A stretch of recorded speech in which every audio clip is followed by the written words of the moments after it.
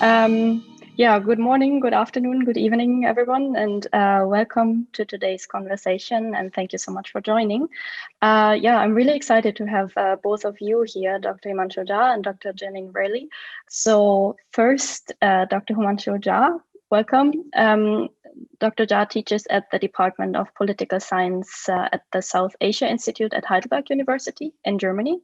And he holds a PhD from the National University of Singapore and has a background in public policy, political science, and history. And in his research, he focuses on institutional change, governance, development, politics of accountability, and bureaucratic rationality. And very recently, October, I believe you said, Dr. Jha published his latest book, which has also given this seminar its title, Capturing Institutional Change, the Case of the Right to Information Act in India. And the book is kind of setting the scene for today's event and providing entry points, and we soon hear a bit more about it. And secondly, we're also joined by Dr. Jeannine Relly. Thank you for joining. She's a professor in the School of Journalism at the University of Arizona, and holds a courtesy appointment with the School of Government and Public Policy. And she's done extensive work on factors influencing democratic governance. And among others, she has also authored and co-authored 5 published papers on India's Right to Information Act, which is precisely today's topic, and the collective action around it. So thank you so much for joining at this very early hour for you. So I think that's all from my side. Thank you so much. And I'm passing the virtual microphone to Dr. Jha. Thank you, Hannah. First of all, thank you, Sasnet, Professor Johansson, and Hannah yourself for organizing this event, and also considering organizing this discussion based on my book, which I was just mentioning to Jeannine, Still Warm. Published in October 2022. And thank you, Professor Rayleigh, as well, for agreeing to discuss this book, which I'm sure you will have some nice comments to make about this book. I would start by just sharing some key arguments about this book. This research actually talks about the why, what, and how of institutional change. And the institutional change is actually examined through the lenses of transformation in the information regime in India by tracing the passage of the Right to Information Act 2005, which from now on in this presentation, I'm going to refer as Right to RTI or RTIA 2005.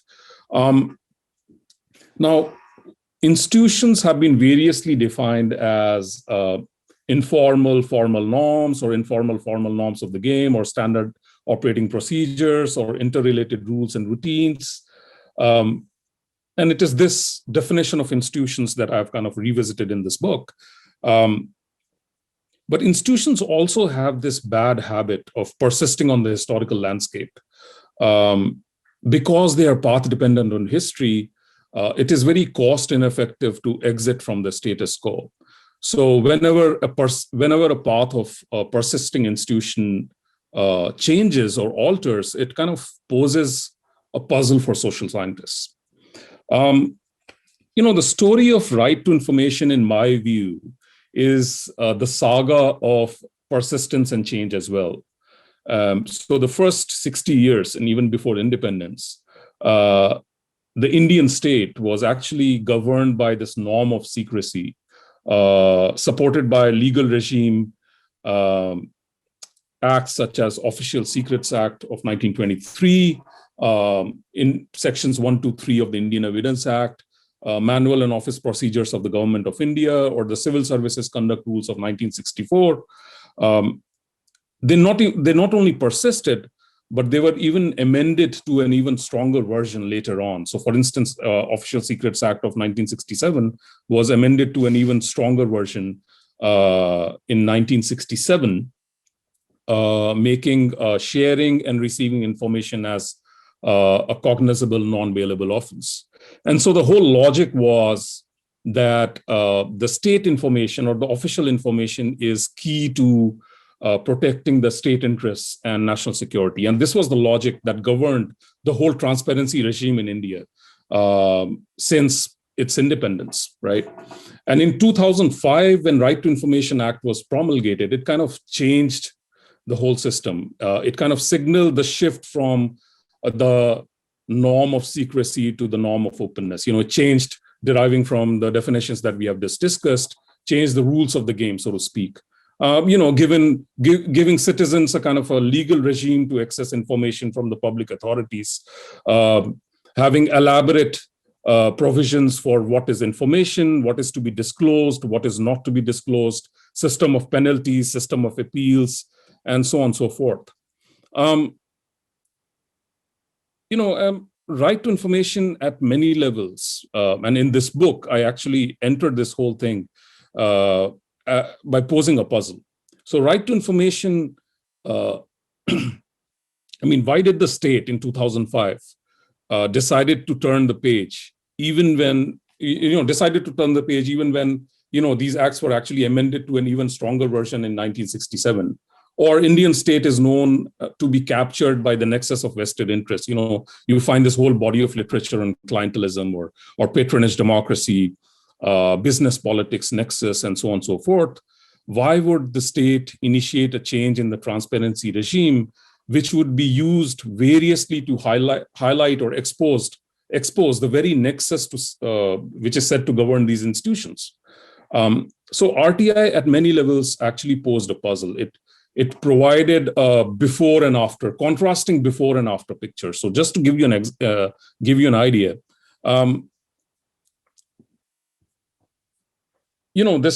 these documents, internal government documents that I have access to right now would not have been possible in the pre-RTI period. Documents which said confidential or which said it is secret, documents from within the PMO. I would have probably be in jail if somebody would have found me in possession with of these articles, confidential documents. So what does this book do? I present, moving beyond the dominant and somewhat settled narrative about the evolution of right to information, which talks about the consequential role of social movement, or the dense interpersonal elite network, or even political opportunity with the change of political regime, which was more sympathetic to the idea of the norm of openness. I kind of give three alternative arguments.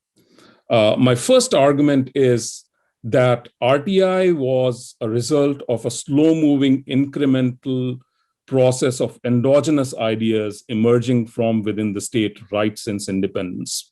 And this process is actually explained through a layered tipping point model. What is a tipping point? Tipping point has got three distinct characteristics. First, the changes are driven by ideas which are evolutionary, gradual, and endogenous. Second, by carefully tracing the institutional path, one is able to delineate small interlinked changes which accumulate, which emerge over time. And third, changes continue to evolve over time.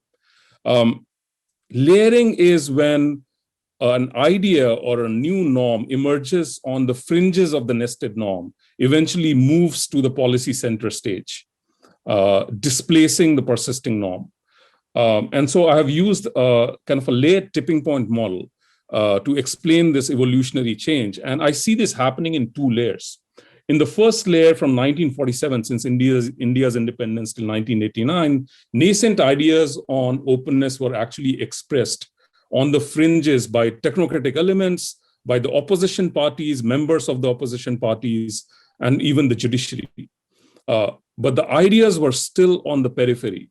But what was happening since 1970s, when the opposition, or the mid-1970s, when the opposition assumed power, which was known popularly in, people who know about Indian politics know about it.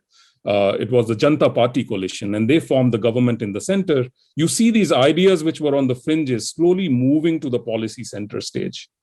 But what definitely what happens in layer two, which is 1989 to 2005, is that from the opposition realm, the ideas and openness actually become part of the mainstream politics. So you see this emerging in both the policy and the political commitment of the governments during this time, and also the policy processes were started during within the state when from 1989 onwards about this. So this was a slow-moving, gradual endogenous processes, endogenous ideas on openness emerging from within the state, a kind of an account which is conspicuous by its absence in the mainstream dominant literature. The second argument that I pose in this book is about problematizing this whole social movement narrative itself. I do acknowledge the role of social movement. I do acknowledge the role of social network. However, I argue that had the ideas within the state not moved in a favorable direction towards openness, the state would have dealt with the same social movement or same social actors very differently. I also kind of want to kind of nuance this notion of consequential role of social movement and look at it from the perspective of an epistemic network. So this epistemic network was kind of ideationally bound together around common belief of greater openness in the government affairs, access to information, citizens' access to information, citizens' access to information from the state. But each node of this network came with its own epistemic characteristics. So you had legalists, people from the legal fraternity who were part of it, people who were activists or part of the social movement who were part of it, bureaucrats who were both serving and former bureaucrats, which were part of this epistemic network. And each node of this network came with their own epistemic characteristics, but they also came with their own ideas or notions about what should access to information look like. And some of these nodes kind of go back to what was happening within the state. So for instance, let us take example of the journalists, Ajit Bhattacharjee, who was part of this network as a prominent journalist and champion of freedom of information or access to information in India, was also the editor of Everyman's Weekly, which was kind of a magazine run by Janta Party Coalition back in the 70s. So the ideas, you see the ideational connections, interlinkages of this epistemic network to what was actually happening within the state.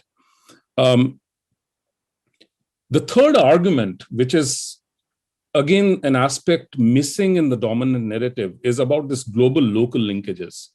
I argue that global norms mattered during this time, that between 1990 and 2010, 76 countries had already promulgated Access to Information Act or Right to Information Act.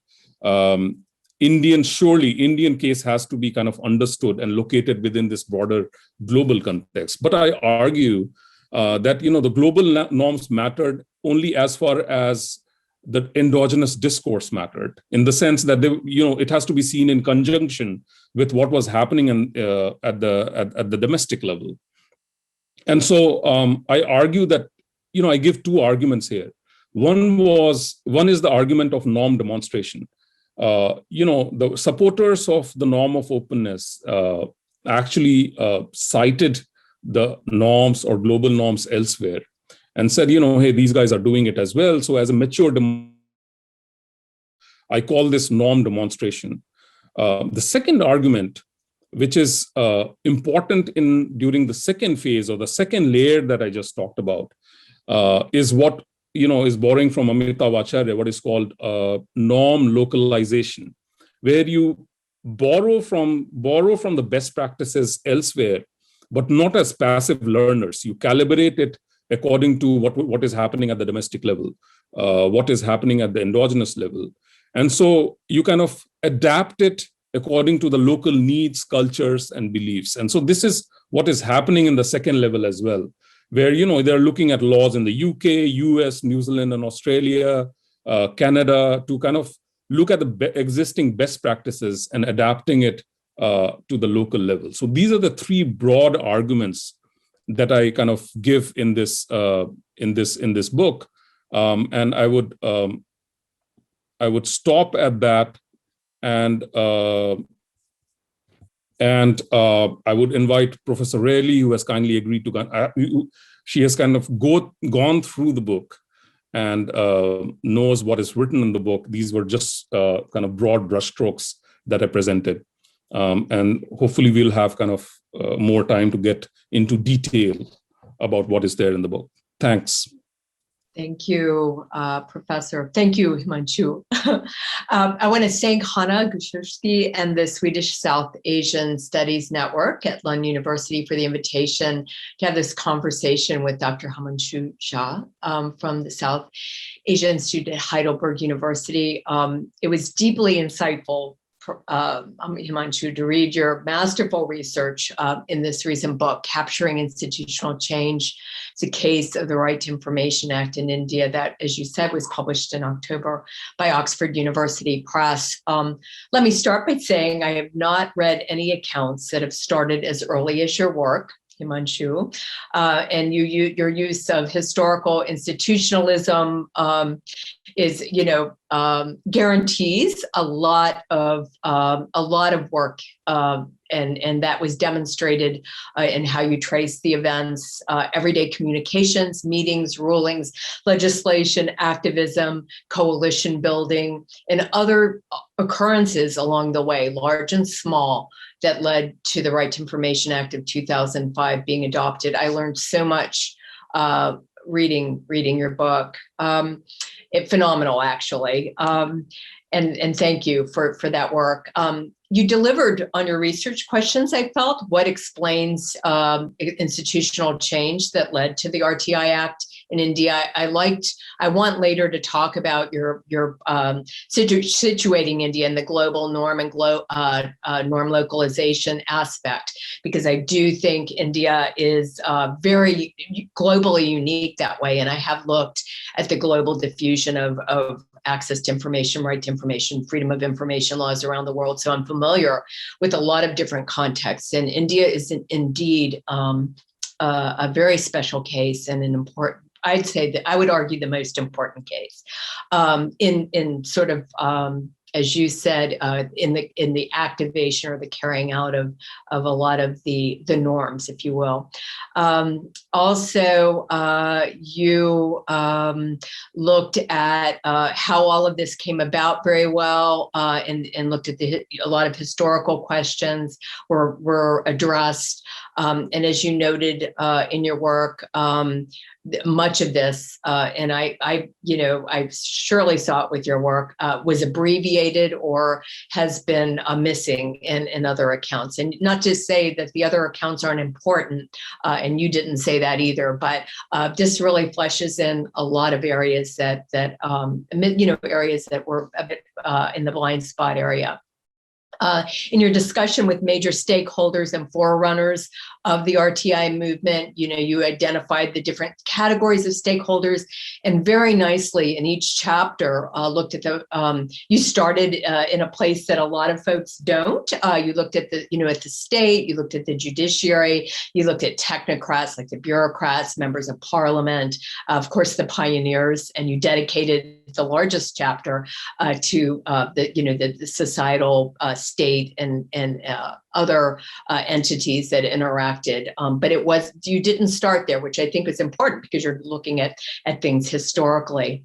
You looked at those working outside and within the system, and looked at the executive branch, the judiciary, states, activists, journalists, publics, and I've done some work on journalists. So if we have time, we can look at that side in the global and national landscape. So I'd like to, if we could, talk a little bit about your journey, just for starters, on this project. I saw some footnotes that you interviewed social and political activist and MKSS co-founder Aruna Roy and co-founder Shankar Singh of MKSS in 2014. Maybe Nikhil Day was in there. So I'd like to get a sense of if we could get a sense of when your project started, that would be really great. Like, when did you start conceptualizing this, and how did you fit all these pieces together? It's quite a work. Thanks, Jeannine. I would again use a historical institutional lens to answer this question. Before I started my academic journey, I kind of was involved in the developmental sector in India. And it also coincided with the time when India was promulgating all these rights-based legislation. So you had the National Rural Employment Guarantee Act, then you had this Right to Information Act. But yet Right to Information was a little different because there was no policy precursor to Right to Information, which I've also kind of mentioned in the book, even though the National Rural Employment Guarantee Act had a policy precursor. Was actually marks a policy departure, rather than a policy continuity, so to speak. And that's why it is a valid case of institutional change.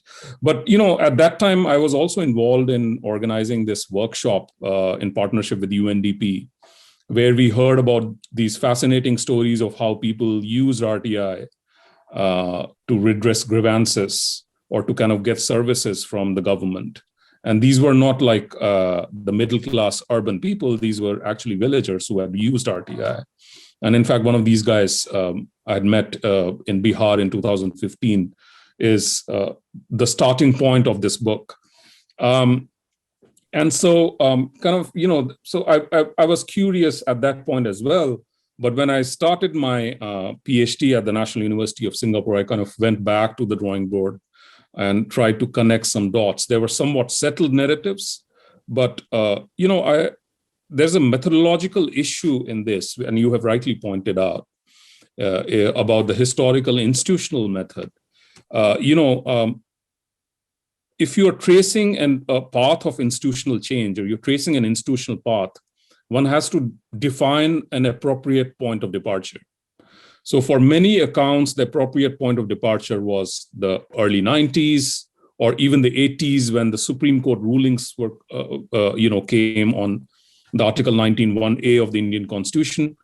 But for me, because the norm of openness can be traced to the norm of secrecy, for me, the point of departure had to be the norm of secrecy. And what that allowed me is to bring in new historical evidence, which later on I found out was conspicuous by its absence in the mainstream narrative.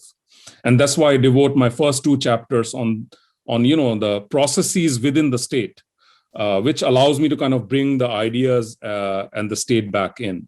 And so that's kind of a backgrounder to how it all started. And so so my fieldwork was not only limited to interviewing these, the co-founders of MKSS or, stakeholders of NCPRI, but it was also, equally focusing on looking at the archival material, internal government documents procured through RTI. Book on RTI is written by, using RTI. That's interesting. So that kind of allowed me to bring in new evidence, which I thought would be a good contribution of this book, basically, to set the history straight. Yes, great. That's more than I knew. So that's fantastic to know that. So just to mention where you went for these accounts, it seemed to me from what you wrote in your methodology, the interviews were, and you interviewed widely, but you extensively used documents and records, and that was sort of the foundation of the material that you used for the book. You can correct me if I'm wrong on that, but you mentioned the Ministry of Home Affairs, the Department of Personnel and Training, the Ministry of Personnel and Public Grievances and Pensions, and these last two government entities, as you mentioned, that's where most of the policy discussions around the RTI took place. And that was my understanding as well. But in addition to those records and the guided interviews with activists, bureaucrats, former and current MPs and commissioners, you use documents, official letters, official press statements, parliamentary debates, reports of parliamentary committees, and then this is also fascinating, the archives and the internal papers of MKSS and the National Campaign for the People's Right to Information, as well as newspapers archives. And I'm wondering if you could tell us a little bit about your experience first with accessing all of those records, making, as you said, using the RTI as a method to access it, and then where the limits were with your access.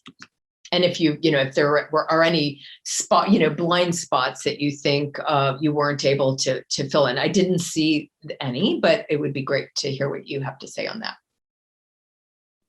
Yeah, I mean that's a very. I mean, I don't know how I did it, but I can just recall. I can just recall what I had done. Yes.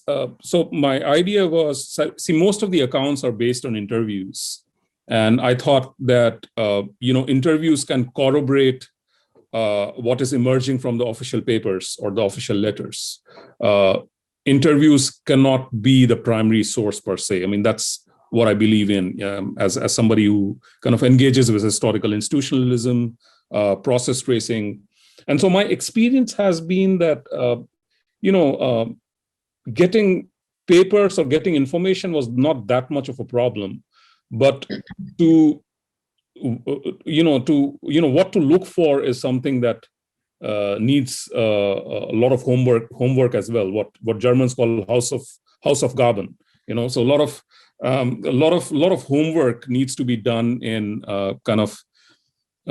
do a mapping of what all you need, and sometimes you don't know what you need, right?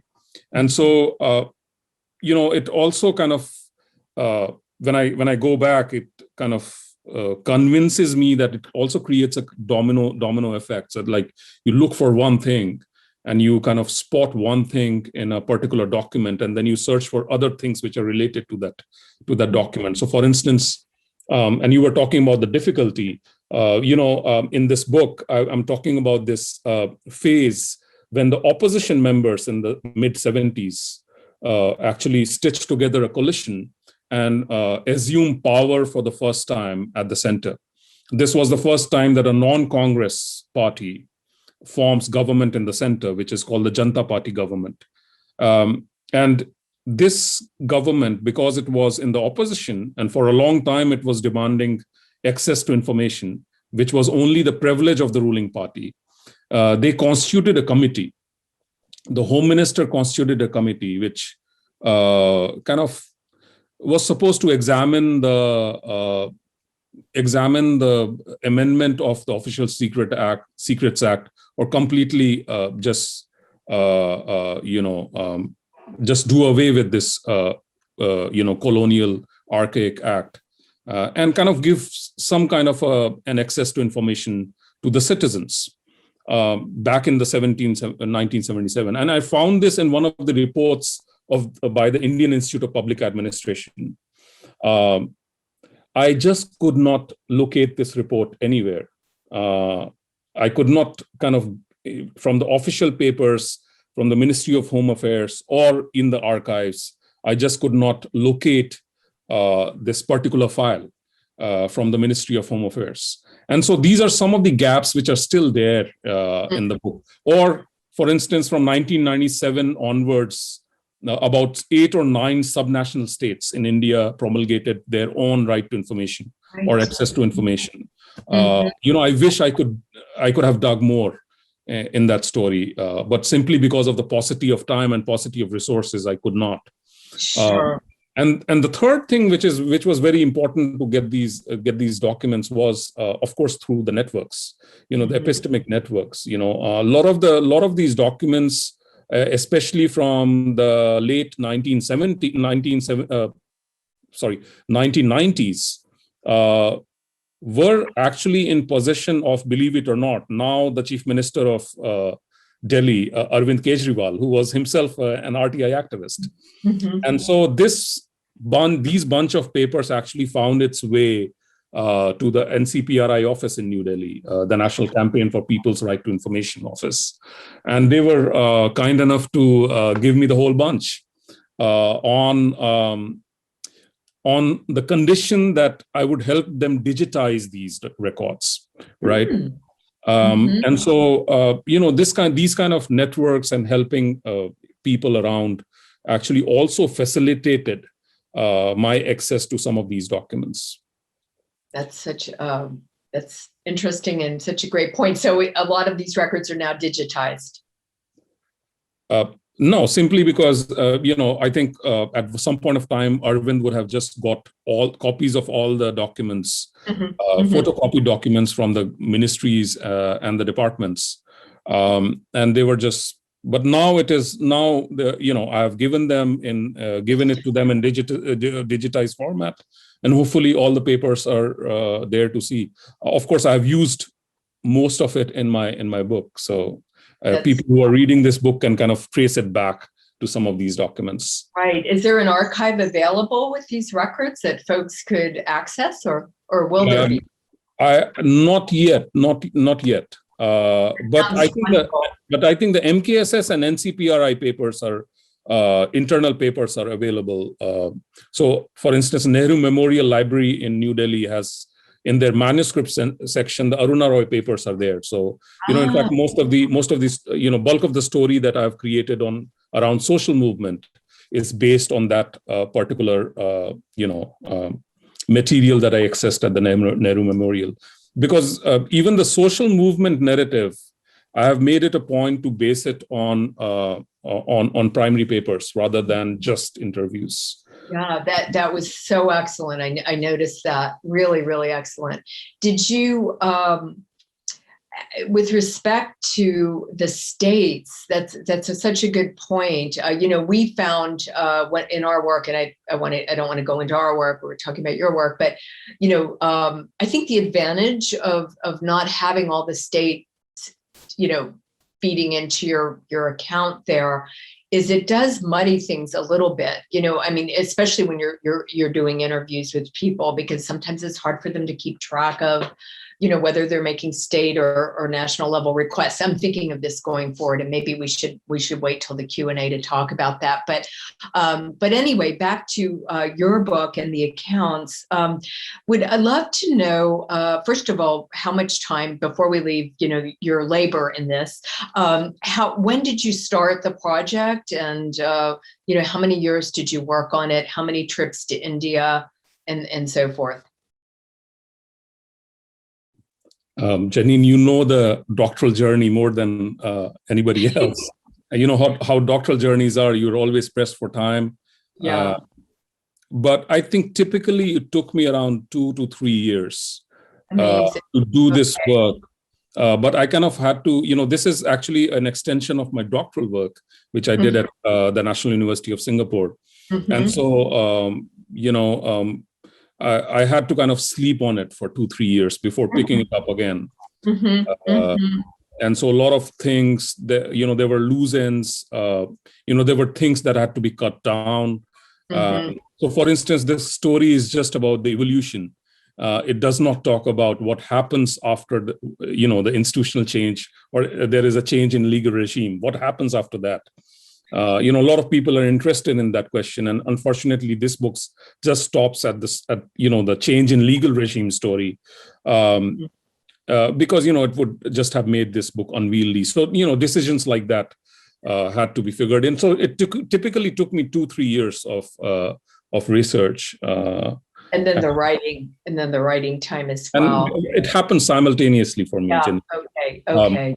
Really, I thought those decisions were good ones. It kept it clean, I thought, and you can, of course, have future accounts on the intervening, and mediating factors along the way if you decide to do that. But I think what you did was really, really, really important. I wonder, I'm sure the audience would be interested in hearing from you, and I would as well, about some of the what you feel are some of the more interesting cases that you unearthed in any sections of any of the the organizations or institutions that you looked at along the way, before we get, I know we were possibly getting a little close on time here, but so maybe you can talk a little bit about that. You mean the implementation Like stories, or you mentioned any of the I was looking at the book side, right, in the historical account, any interactions or aspects that you feel that stand out to you or seem dramatic, or something that you think the audience may benefit from knowing? There are actually two which fascinated me when I was even writing this book. One was this whole, in 1965, there was this ruling by the Speaker of Lower House. His name was Hukum Singh, to extend the privilege of quoting from the confidential documents within the parliament, on the floor of the parliament. And this was actually triggered by kind of a demand from the opposition member to quote from the CBI, the Central Bureau of Investigation report, and Union Subcommittee report, which was damaging to the two chief ministers of one of these states. And the speaker just prohibited him to quote from that confidential document. Wow. Whereas just a couple of hours before, a member of the ruling party had quoted from the same document. And so that kind of created a lot of tension in the parliament. There was a furor, and the opposition demanded that they should have the similar privilege to quote from the confidential documents within the parliament. And such was the demand, and such was the furor, that the Speaker of the lower house actually extended that privilege to the opposition members as well. And there's a detailed ruling of the 1965. That incident was told me about the pulls and pressures, the churning which was happening within the state around the nested norm of secrecy and the idea of openness, which were emerging on the fringes. The opposition was still demanding it. And indeed, after 2 years, in 1967, the Official Secrets Act was amended to an even stronger version. So there was this pushback from the state all the time. And this incident, I think it captures very much the essence of the importance, the political power of ideas, how the ideas are actually embedded within the state thinking. And I think that was the starting point. The second surprising thing for me was that in 1983, a private member's bill on freedom of information was tabled in the parliament by, again, an opposition member. And this bill, and this was much before the social movement. This was much before when the government started thinking about access to information. And this bill, and I actually looked at this bill, I had access to this bill, and I'm actually thankful to a journalist who pointed me towards this bill. His name is Naresh Manocha, and I should acknowledge him publicly, which I have also done in the book. But this was surprising for me, because way back in 1983, there was no indication, even in the dominant narratives, there is no indication of such a bill existing. And this bill, at many levels, at a rudimentary level, has uncanny resemblance to the present day RTI. It also provides for the Central Information Commission. It also provides for the State Information Commission, and so on and so forth. So I think these are the and there are, of course, many more things which emerged during my research, which are worth pointing out. But I would just stick to these two, because they are symptomatic of what was happening within the state at that point of time. And the processes within the state are something which are conspicuous by its absence in the dominant literature. And this is what this book does. It brings the ideas and the state back in, so to speak. You really did that, and I'm really grateful. I'm sure a lot of people are very grateful for it. I also I think you've covered counterfactuals or any aspects that did not. I don't know if there are any explanations that are not in the book that you have thought of since it's been published, or you wished had been amplified, or that you present in the book that other narratives? I think your entire narrative could be considered a counterfactual, actually, to other narratives, but or other research works and accounts. But I don't know if you wanted to talk about that at all. That's a tricky one, Jeannine. I think, yes. I mean, what would have happened if there was no social movement or there was no social network? I wonder, because that can be a good counterfactual. Had the state thinking not moved in a certain direction over the years, would the social actors would have found the same kind of response from the state? These are some of the questions which are still open. About the role of the social network or the actors. And that's why I thought that it would be appropriate for me to kind of present it as a structural argument rather than just an agency-centric argument, because it is just not one person or one actor who is doing it. It's a body of ideas which are moving in a certain direction slowly, actually reaching a critical mass, so to speak, reaching a threshold in 2005. And so on that, just one more point. I think when in 1989, the National Front government, again, a government which was a kind of a patchwork of coalition patchwork of opposition forces, if they would have kind of survived for the whole tenure of 5 years, it could have happened then as well, or it could have happened even during the United Front government. So this whole political regime argument is something which I kind of take, or I just don't, I'm uncomfortable in buying that argument, that it was just one political regime which was sympathetic to this idea. I thought it's the ideas which reach a critical mass. And so, these are some, social movement counterfactuals or counterfactuals on these lines are something which, I think are still open. But my book is not about counterfact. I mean, as you said, it is a counterfactual, but it is not about, Right. Did you, looking at the OSA and its influence over time and the tension between that and the transparency, RTI, accountability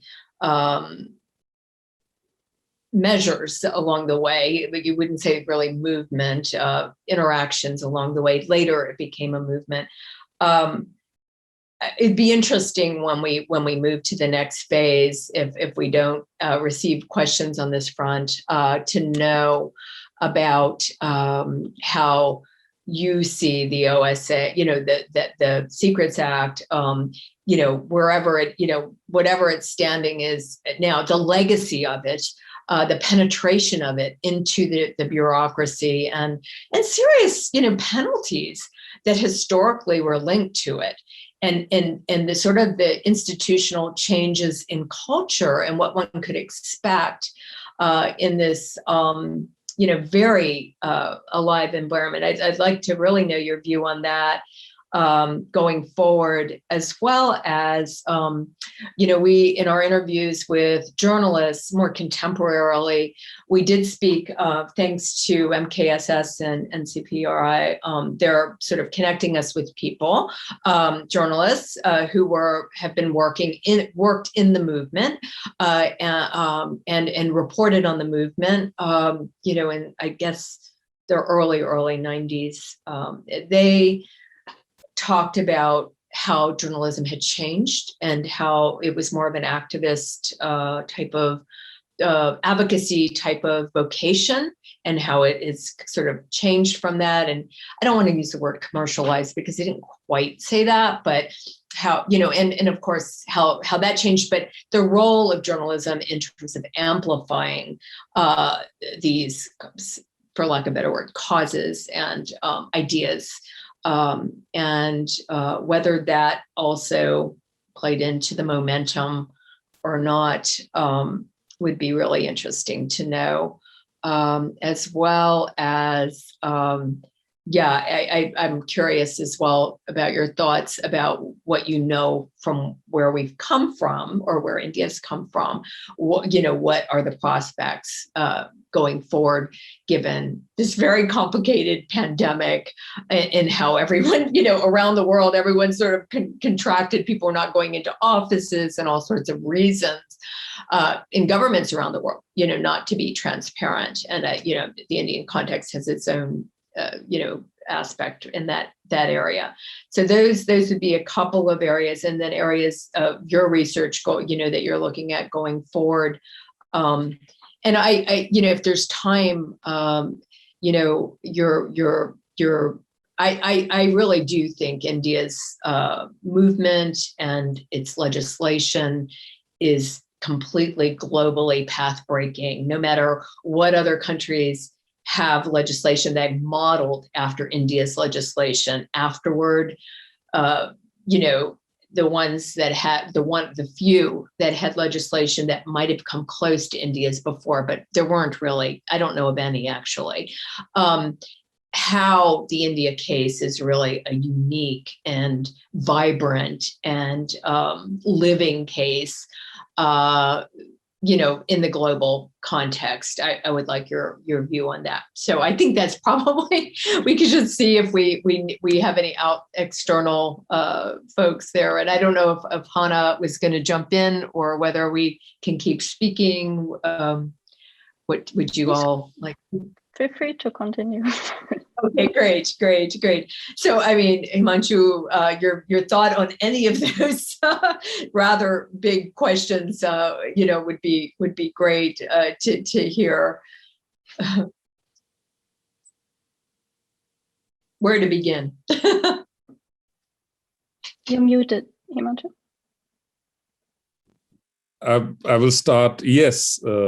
Thanks, Hannah, for reminding me. Sometimes, this is the Zoom hazard. You sometimes forget to unmute yourself. I will start from the last. India being the unique case. I don't know. I've not looked at other countries, but I think India is the only country where you see cases of RTI activists being threatened or killed or harassed.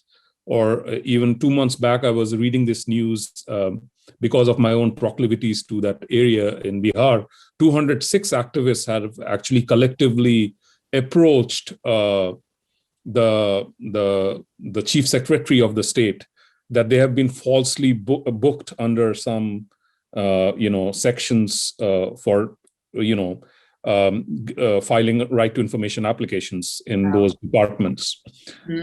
And so, there's a lot of backlash of people seeking information from the state. So they're, falsely booked, threatened. A lot of RTI activists are being killed as well. In fact, this organization, Center for Human Rights, CSRI, Center for Human Rights. What you write about. Venkatesh Nayak, he in fact has a website which is dedicated to the number of RTI activists who are killed, threatened, or booked falsely under false cases around the country. And so this is the testimony of actually the power of right to information or seeking information from the state, which is actually challenging the deep-rooted nexus or the exploitative nexus, which has been operating especially in rural areas, especially in areas, which are remote, not urban areas,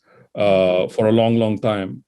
And in fact, this kind of emerged during my fieldwork, which is not part of this book, by the way, during my fieldwork in Bihar in 2015, where, when I talk to the officials, which is, when I talk to the bureaucracy, they are kind of, you can regard them as the supply side, because they are the ones who give information. And then the demand side, the relationship between the two is tumultuous. It's a relationship which is not a friendly relationship. People who regularly seek right to information from the authorities are viewed as blackmailers or contractors or somebody who is up to something bad, right? but I discovered that I also discovered that right to information at the subnational level is inextricably linked to local politics, which is like a byproduct of this regime in India. At the local level, when I was talking to the village head, or I was talking to village head in India is called a mukhia. So I was talking to the village head, and he actually admitted to me, in a lot of villages, these village heads actually admitted to me that, gone are the days when they could actually do anything on paper and get away with it, because there's always a rival party who is out to get them or nail them through RTI. And actually, these are the rival parties which file a lot of RTIs at the local level in the hope that they will be able to actually nail their political opponent. And so, so it's like a byproduct of right to information, where it has, inextricably got embedded in the local politics, local culture, which is interesting. Yeah, it is. And actually, so I think this opposition paperwork or ways to access information about opposition is you can find that in other countries, I think, as well. But I think the interesting thing, one of the main interesting things about India is also folks who are not elites or not in positions of power, being assisted or making requests. I actually read an anthropological account that basically this individual studied some of the work done in Delhi in some of the very, very poor locations, right? And how it was a bit of a critique in there about sort of critical cultural analysis of, the argument was the folks who were reaching out and assisting other folks who were unlettered, could not write, to make these requests were changing the institutions that were in place of going around doing things through back channels, which I actually, it was kind of amazing that critique was there, but it is a perspective anyway. I think India, out of any place in the world, has probably more, folks from the general citizenry, people in the low income category who are making requests, which is, I personally think, remarkable. In the US, the country I'm in, that's completely not what happens, and things are litigated. You almost need money to be able to push cases, really push forward. So, and I'm sure, maybe at some point in the India case, maybe it will end up like that. But I think that's really a remarkable facet. And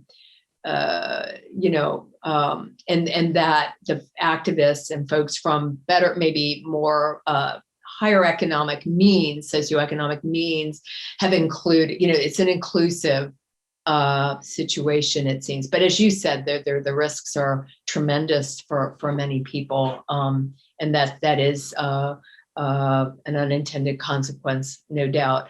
I did see in one of the reports that I think NCPRI, or one of, they did as a coalition with other groups, that the number of, they did a count of the sort of technically the blackmail cases, and it was really low. I think it was was it under 1% or something like that? Super low. And so, that being used as, as a sort of an explanation or a reason to reject giving, folks information is an interesting, by some offices is kind of an interesting tactic. And I think you could do a whole study on tactics. And then I don't know if you wanted to talk about any of the other points there, or if you have your own points that I didn't ask about, which I'm sure will be much better in my questions. No, not at all. Going back to the whole issue of users, there are categories of RTI users on the ground. So one is the one-off user, like the guy who is the case study at the beginning of my book. Just uses RTI to kind of for grievance redressal from the state. And then he doesn't bother to follow up on the information because he has got what he wanted. He has evoked a response from the state through RTI. And these are the one-off users who are assisted by lawyers, local lawyers or journalists on the ground, because they themselves don't know the RTI regime so much. The second kind of users are the institutional users, who are journalists, are part of NGOs, or people like me who are teaching, academics, and so on and so forth. They use RTI. The institutional organizational users. According to me, there's a core category of RTI users who in India now are known as RTI activists, whom I call as agents of accountability.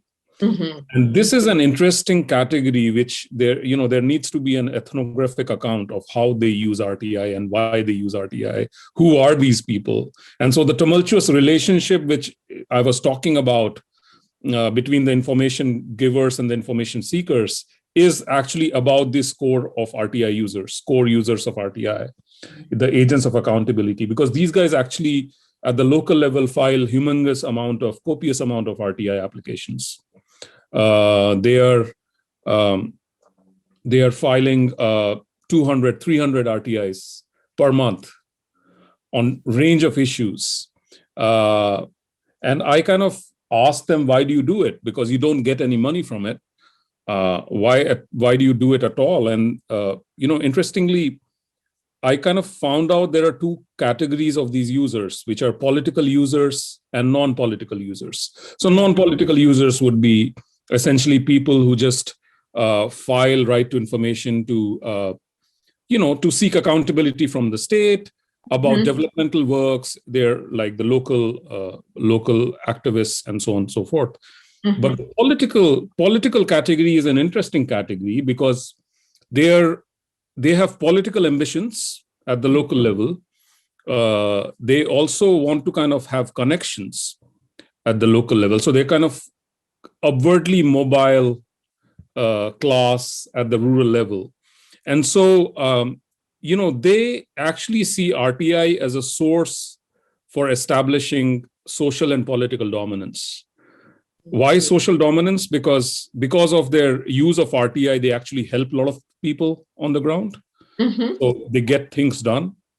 And because they use a lot of RTI, they are also known in the local administrative circles. So they will be known in the BDO office. They will be known in the district magistrate's office because they file a lot of RTI. And that is something which is a kind of RTI is being used to establish their dominance. And most of these, interestingly, in Bihar, in a place of Bihar where, the caste divides run deep, most of these activists actually also belong to, the upwardly mobile upper caste. And so it is related to that reason.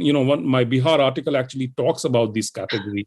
And I wish I could, in future would be able to do a kind of an ethnographic, granular account of who are these RTI users across India, to see why they use RTI, what is their motivation, what are the type of information which are being sought, and so on and so forth. So essentially going into the realm of, have the norms also changed informally at both the administrative and at the social level. So that's what a great area. And we actually, not quite what you're talking about, but we wanted to look at culture in its broadest sense, the different backgrounds of folks whom we talked with, but it was more of a purposive sample.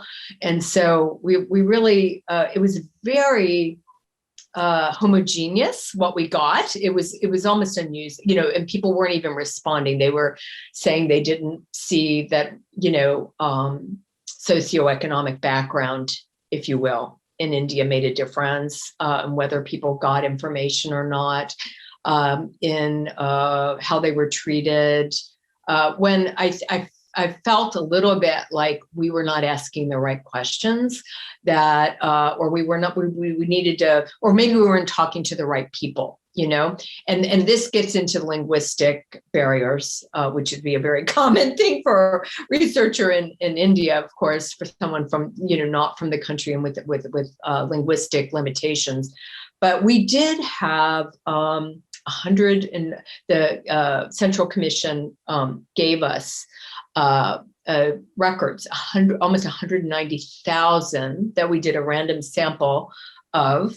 We had 1,000 cases, and then we're like, whoa, the cases, there were so many redressals of grievances, and we did see like one person, they clubbed together maybe thousands of requests by this one person, so how to count that and all this. But, you probably would be able to look at those cases and be able to tell, we were just like, whoa, this is so specific.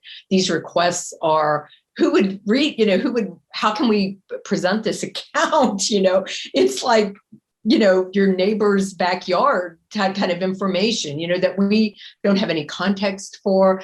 So I think you're onto something there to look at. And of course, we know, I think NCPRI and others, but they have been really big on looking at the types of cases through their audits and finding that a majority of these are redressals of grievances. And we were seeing, actually, and this is a question for you, looking at the technocratic versus the socio-political side of these systems, if you could even look at them as systems, that the redressal of grievance issue in the backlog issue, what that may mean, going forward. It does seem, I don't know if that, it's understandable. They've just, the backlogs on cases have just continued to grow. I have no idea what's happened during the pandemic. I'm guessing, it's been very tough. Yeah, I mean, that's a challenge, the pendency, the backlogs, the vacancy of the information commissions. And so there have been efforts of, from the very outset, interestingly, and that's the puzzle in this book as well, that, why would state initiate a change in the legal regime, which would be used variously to highlight or open the state to scrutiny? For the citizens. And from the very outset, you see that there have been attempts to dilute this law by all the political regimes, the most recent one being the 2019 amendment, which actually takes a lot of autonomy away from the information commissioners, which is in my view, is a quasi-judicial position. And so, once they realize, once the state realized, and which is also highlighted somewhat in your World Development article, that once the state realized that the power of this law, they kind of tried to backtrack on a lot of things that were unleashed on the ground, right? And so the power of RTI now is actually in the public domain, where how citizens use RTI and why they use it. So the pushback now has to be from the citizen side, that how much information how much information is sought from the state. There's a constant pressure on the state to open up, from the Prime Minister's office down below, about the degrees of the Prime Minister, about his foreign trips, about everything. People are seeking information. So unless they countermand the right to information or withdraw it, I think this trend is an encouraging trend where citizens are using a lot of RTI. So the culture of scrutiny is something which is actually getting embedded within the system, both at the social and the political level. Which is something similar which happened in the earlier phase of India, where the norm of secrecy was getting embedded within the social and political networks. Now the norm of scrutiny or the norm of accountability or openness is getting, and of course there's pushback from the state.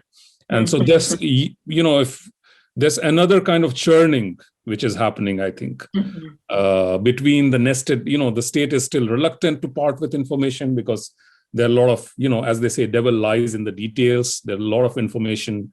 There are a lot of details in the information which might be trouble for a lot of people in power.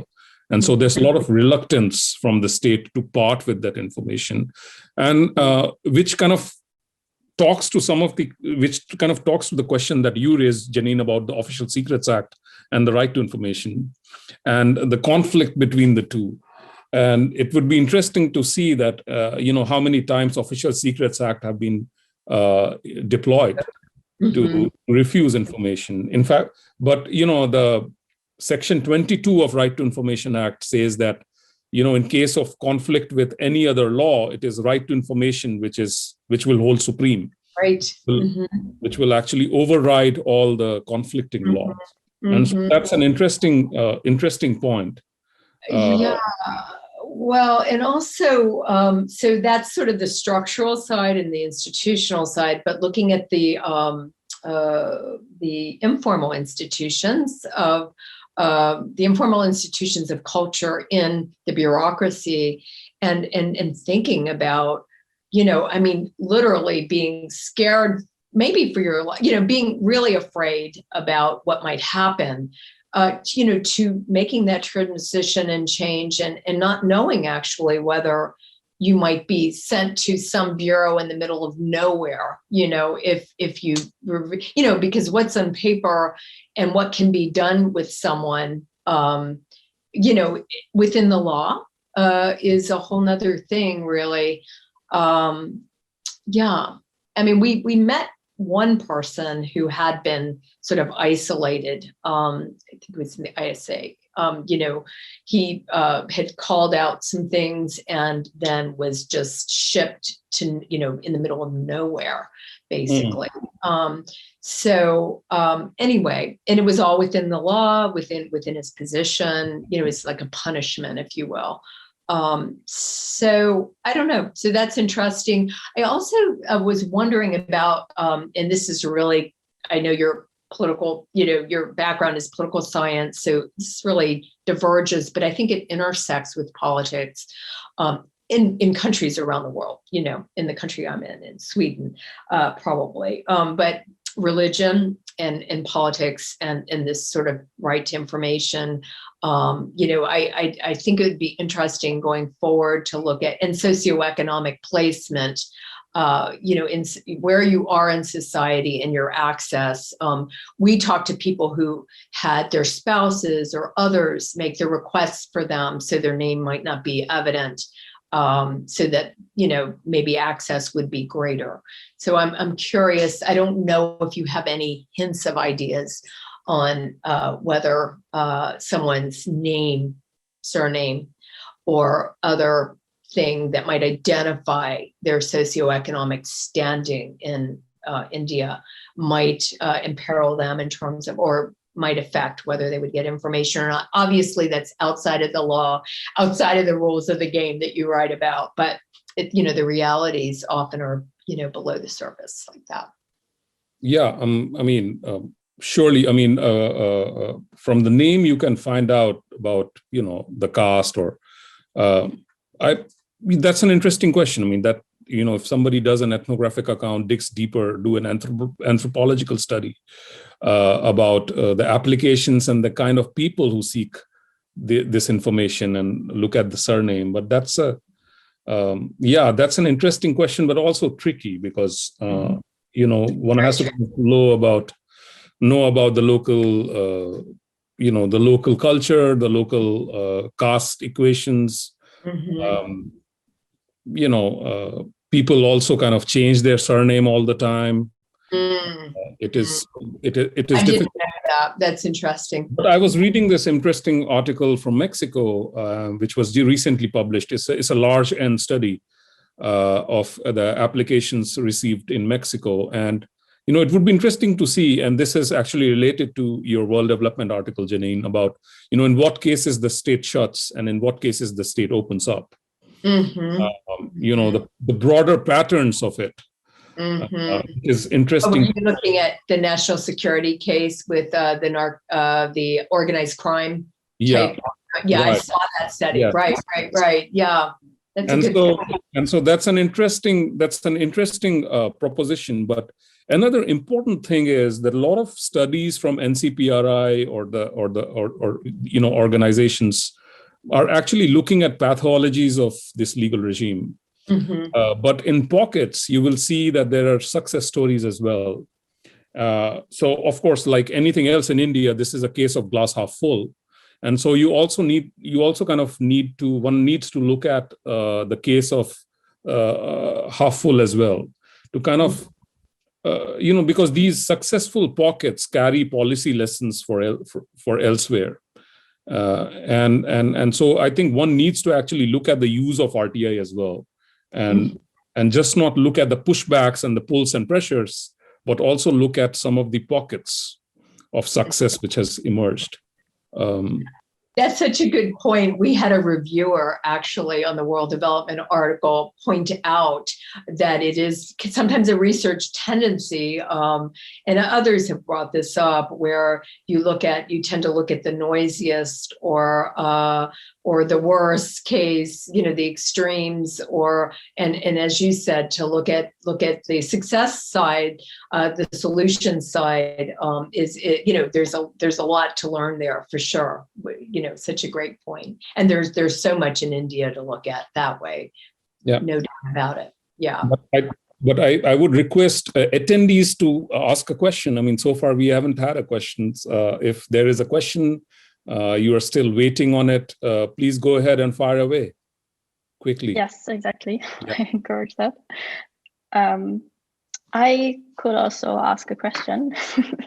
It goes to Himanshu, and it's about, I feel like, firstly, actually, I want to say that even though I don't have a lot of background knowledge, I was able to really get so much out of this. Thank you so much for making this, really easy to follow and so knowledgeable. And I was wondering, you mentioned a lot of things that could be explored more. And for example, you talked a bit about these agents agents of accountability that you would like to explore more. And I just thought the question came to mind, if you had to write another book, or maybe even just another article, what would really be the things that you would like to focus? Let's say part 2.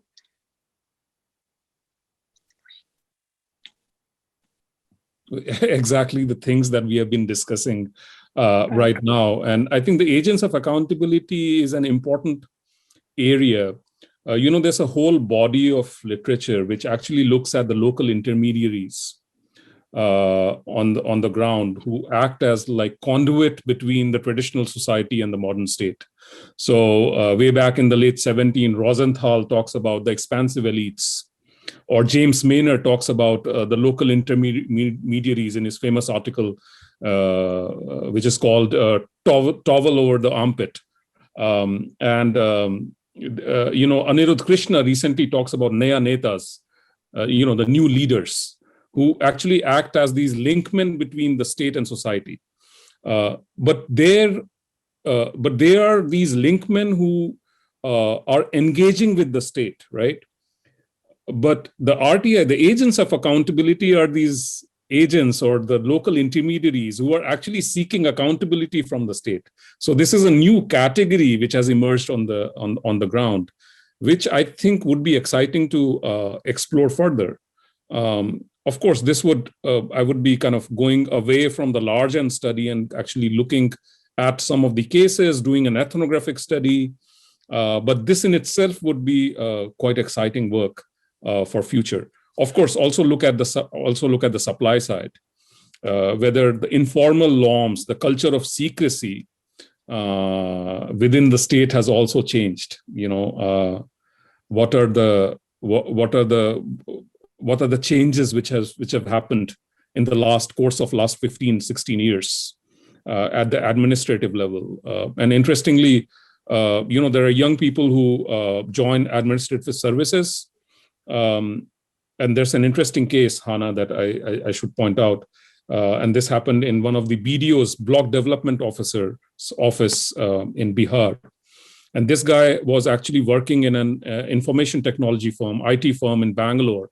And he resigned. He actually competed for this job, which is, of course, a more secure job. It's a government job at the local level. And he showed me, and he promised that he took a promise from me that I would not use it in my book. He showed me a kind of a ready-made template of how to refuse right to information when he receives it. So he had this ready-made template on his computer screen where, he would have ways to refuse right to information application. And so a common citizen, if refused first, usually does not pursue right to information and go to the second appeal or the third appeal and so on and so forth. Of course, and that's why the core of RTI users, whom I call agents of accountability, are so important for this RTI regime, because the first reaction of the state is to refuse. The question is vague, or the information is not available. So then you have to appeal for the second time. And then you have to appeal for the third time. It is only these so-called agents of accountability who actually pursue these applications. Citizens just get discouraged in the very first instance. Thank you. Yeah, well, let's hope it's going to be a part 2 and then we see each other again. Yeah, Jeannine, I don't want to take it away. No. I was saying I agree. This level of attention to the nuance that your book has, and the other article you mentioned. I don't know if you want to highlight any points there, Himanshu, from the article that you mentioned before we started. The technocratic versus the socio-political, but I do think working in the bureaucracy would be interesting, and maybe doing a most different cases approach where you look at a highly resourced cluster of offices, because there are some really smooth running operations, and then maybe places that have less resources, and seeing how they establish and work through all of this would be really fascinating to see. Yes, yeah, I completely agree. Absolutely. Yeah. And also you mentioned the 2019 amendment to the law that indeed, was after, not to compare to the US because there's no really, the similarities of the laws are not really there. India's law is so much better. We would all agree.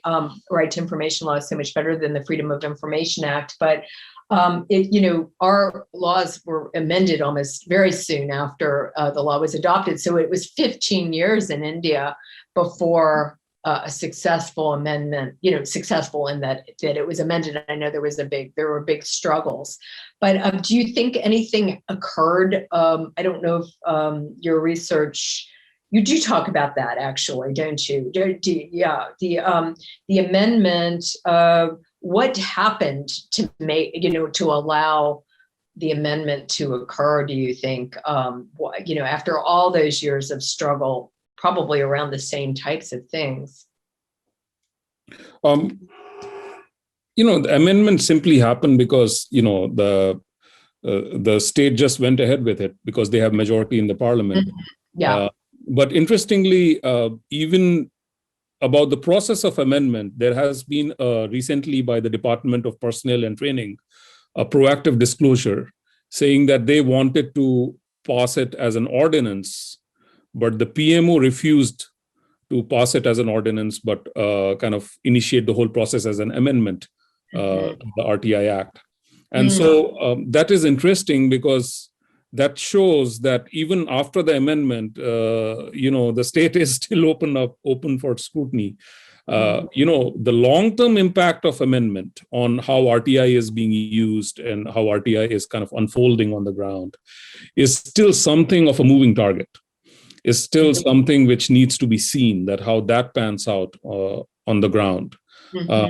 Because, this amendment, even though this is now officially on paper, the tendency of information commissioners as being former bureaucrats. So most of the information commissioners are former bureaucrats. You would expect a kind of a sympathetic attitude of information commissioners to their own genus, so to speak. And that has been the trend in instituting our information commissioners right since RTI's inception. And so, the tendency of state diluting the law or taking the bite away, so to speak, is something which is happening since its RTI's inception.